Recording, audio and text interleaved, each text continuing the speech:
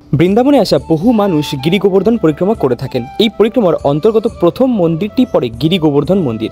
বৃন্দাবন সিরিজের 25তম ভিডিওতে আজকে এই গোবর্ধন পর্বত বৃন্দাবনে থাকার কারণ বলবো। গিরি গোবর্ধন কিন্তু শুরু থেকেই এই স্থানে ছিল না। শুধু তাই নয়, প্রতিটি দিনই এই পাহাড়ের উচ্চতা কমছে। প্রায় 5000 বছর আগে গোবর্ধন পাহাড়ের উচ্চতা ছিল 30,000 ফুট, তবে বর্তমানে এই পাহাড়ের উচ্চতা মাত্র 25 থেকে 30 মিটার। এর কারণ, একবার ঋষি পুলস্ত্য গিরিরাজ পর্বতের পাশ দিয়ে যাচ্ছিলেন। গোবর্ধন পর্বতের সৌন্দর্যে তিনি মুগ্ধ হয়ে গোবর্ধনের পিতা দ্রোণাঞ্চলকে অনুরোধ করেছিলেন যে তার পুত্র গোবর্ধনকে কাশীতে নিয়ে যেতে চান।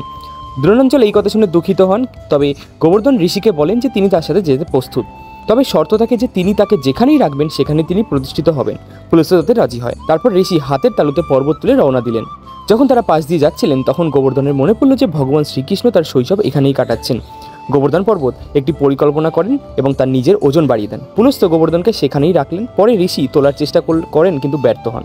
তখন ঋষি কৌশলটি বুঝতে পেরে রেগে গিয়ে গোবর্ধনকে অভিশাপ দেন যে আগামী দিনের সাথে সাথে পর্বতের উচ্চতা কমবে এবং তারপর থেকে উচ্চতা প্রতিদিন কমছে একটু একটু করে। যদি কেউ 4 ধাম পরিদর্শন করতে না পারে এবং গোবর্ধন পাহাড়ের একটিবার প্রদক্ষিণ করে তাহলে তিনি একই পুণ্য অর্জন করবেন বলে মনে করা হয়। পাহাড়টি 10 কিলোমিটার জুড়ে বিস্তৃত, তবে পাহাড়ের একটিবার পুরো প্রদক্ষিণ করতে 21 কিলোমিটার 5 থেকে 6 ঘন্টা সময় লাগে।